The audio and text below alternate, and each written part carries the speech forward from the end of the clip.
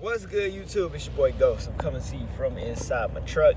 I'm dropping this video today because I get asked this question so much that I just gotta answer it. I'm gonna just keep it all the way real with y'all. Once again, somebody asked me, now that Kaya wanted to jump in the video, what type of truck should they buy? They're thinking about getting, and trailer, they're thinking about getting into the game and they want to buy a decent truck and a decent trailer, and what year and blah blah blah. So this is my honest opinion. This is what I feel, is it works for me. I'm not saying it's gonna work for everybody else, but it's worked for me. I live in California, so my biggest thing was I needed to get a compliant truck, for one. So anything that meets the compliancy laws, which I think now I don't know if it's still 08 and higher. It might now it might be 2010 and higher, but back then it was 08 and higher. So all my trucks, like I told myself, I got to get something that's within California compliancy laws. Trailer wise, they told me back then it was, with drive-ins, it just had to have the skirts on the side and blah, blah, blah. Same with reefers. But your reefer had to be a certain year within compliancy. So, not only do we have to have compliant trucks, but we got to have compliant reefers. So I had to make sure, all my reefers were compliant for California. Now, let's see what else is there. I went with the type of truck for me that wouldn't cost the arm and a leg to fix. Now, for example, when I first became an owner-operator, I was at UPS Freight. I had a Freightliner with it was like a 12-liter Detroit. I'm not sure if it was a 60 series or what. I just know it was either a 12 or a 14-liter Detroit. I forgot, but a lot of people said it was a very good motor to have, which it was. It was a really good motor. And then I ended up buying a Peterbilt with a Caterpillar in it, and it was an automatic. And I'll tell you, just from personal experience, like mechanically fixing stuff wise, I spent less money with my Freightliner than I did with that damn Cat, because that damn Cat was always leaking oil. Yeah, it was a good motor, but it was a very expensive motor. And then the fact that it wasn't compliant, because back then I didn't know nothing about compliancy laws. I just, was doing research and bought some trucks. I didn't do emission research. I didn't know nothing about none of that. So I didn't know anything about it. Then when I found out that I had to go compliant, I felt like I had wasted my money. Luckily, I was able to flip the trucks and get my money back. But that was that whole spiel. So then that's when I went on with Snyder, did the little lease purchase, and I needed to figure out, okay, I needed time to dig deeper into this compliancy stuff and really figure it out. And then at the same time, I really needed to learn how to use load boards and stuff like that. Snyder was the best choice because it taught me everything I needed to know about, the game. And I had a Freightliner, Cascadia. Love the truck. Didn't really have no real big issues with it. Just that sensor in the front. That was really my biggest issue that I had. But after that, my next truck was another Freightliner Cascadia, the one I'm in now.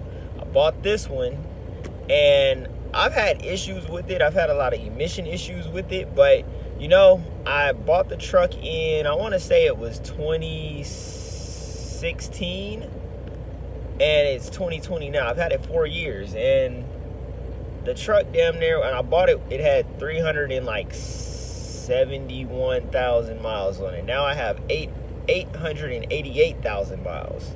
So, I've gotten a lot of good use out of this truck. I've made a lot of money with this truck.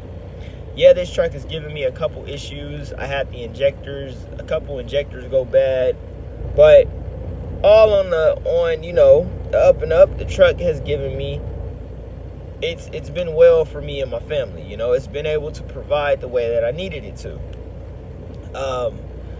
Now my trailers, this trailer that I got on my back right now is a 2001.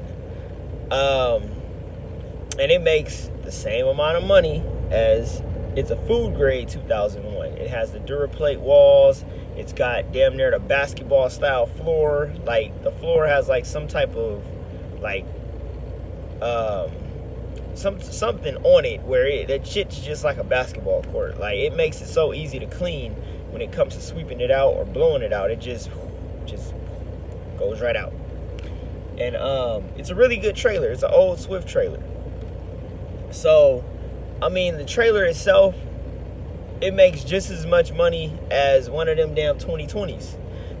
I've only had one problem since I've had this trailer with getting loaded. That was at a shipper that even the guy was like, he hates to reject it because it looks immaculate on the inside. It has no problems. But the manufacture date, they looked at that and rejected the trailer. And that was just one time. And I've had this trailer for about 3 years now. And it's been at work every day. So, I have other trailers. I got other vans that are brand new. And they make just as much money as this old ass trailer. And it's just like, you know, like I tell people, don't believe and don't sit on the internet and listen to everybody tell you, you gotta go out and get this, you gotta go out and get that. Just do your own research and, you know, step out there on your own faith. Don't be going off the faith of other people, because at the end of the day, they will let you down, which is why I had to sell my trucks, the 2 trucks that I had before, because I was listening to other people and then I didn't do my own research. I was listening to people that weren't even from California talking about buy older trucks and blah, blah, blah. But I live in California and we got emission laws. Problems, yeah, there are problems too. So that's my best advice. You don't got to get brand new equipment, but if that's what you choose to do, that's what you choose to do. Like I said, this 01 it makes the same money as one of them 2020 trailers over there. So, you know, just let that sink in. Just like my reefers, I got 98 trailers. One's a 98, the other one's a 01. But I got a 20, I think it's like a 2012 unit on one, and then I have a 2010 unit on the other one, like the motors. So at the end of the day, like I said, when I go to shippers and all that, and they ask me about my reefers, I just give them the year of the damn reefer unit. So it's a 20. I'll tell them like it's a 2013 or 2012, and then with the other one, I'll just be like, oh, it's a 2010. You know, boom, blow me up. And I haven't had no problems with my reefers. I've never been rejected or anything like that. They've always been loaded. They've never had problems. So I know, you know, in California you got to get compliant reefers, but they're already that way. So at the end of the day, the type of, just get the equipment that's going to be cost effective to you. That's not going to burn a hole in your pockets.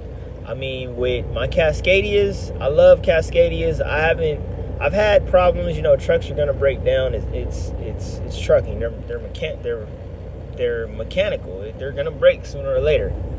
You just got to, you know, be prepared for those breakdowns.